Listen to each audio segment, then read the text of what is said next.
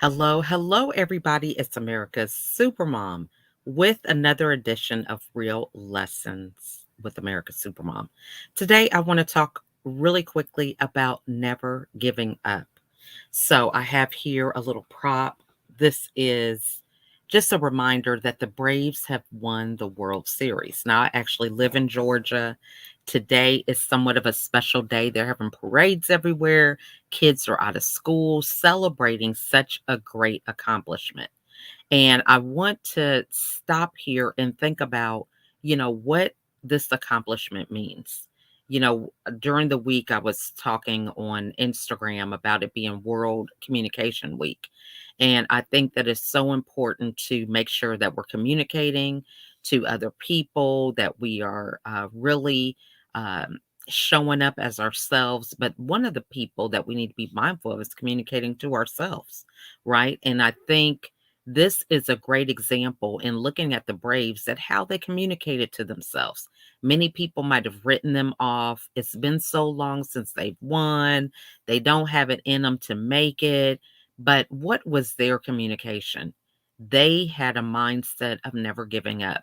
And we can say that now because they didn't give up. And now they have won such a prestigious title when it comes to athletics. And so, what areas are you giving up in your own life? Now, there's things that we need to give up every day, like give up pushing that snooze button, right?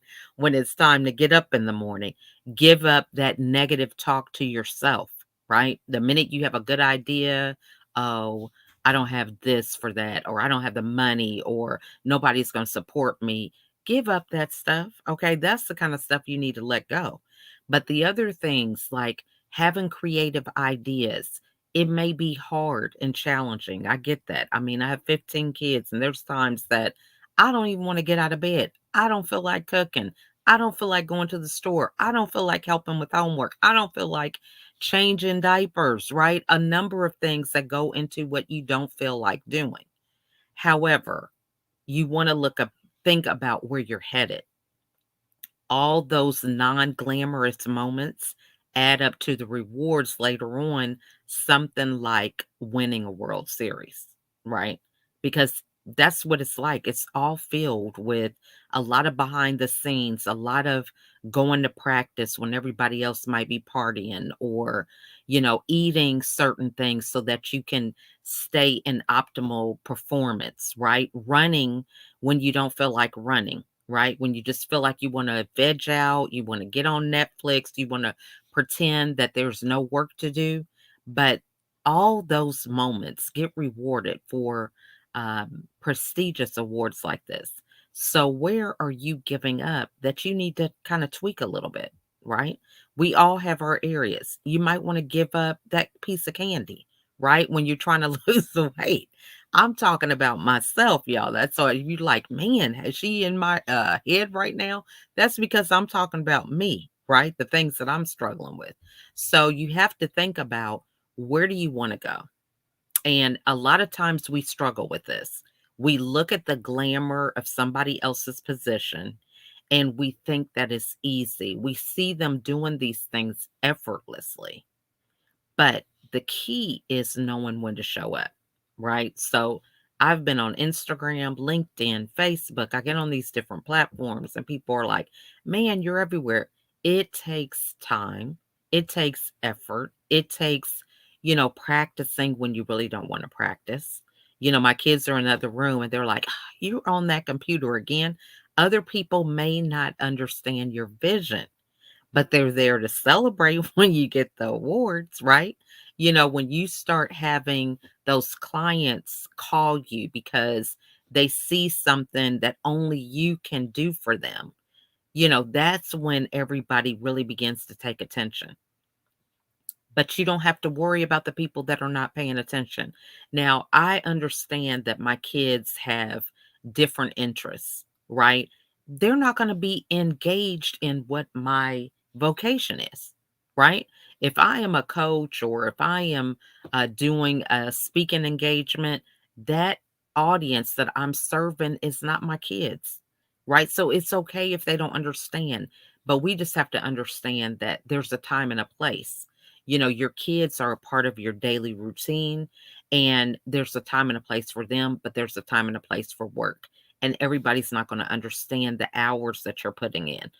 Just imagine, Kobe Bryant or Michael Jordan, any of the kids that were around them during the time in their formidable years when they were so passionate about basketball. You just imagine how they probably were like every day, you want to go shoot some hoops? And some of their friends are like, do you have anything else going on? Can we play video games or can we do something? That's all you talk about is basketball, basketball, basketball, basketball. No, I don't want to play basketball. Right.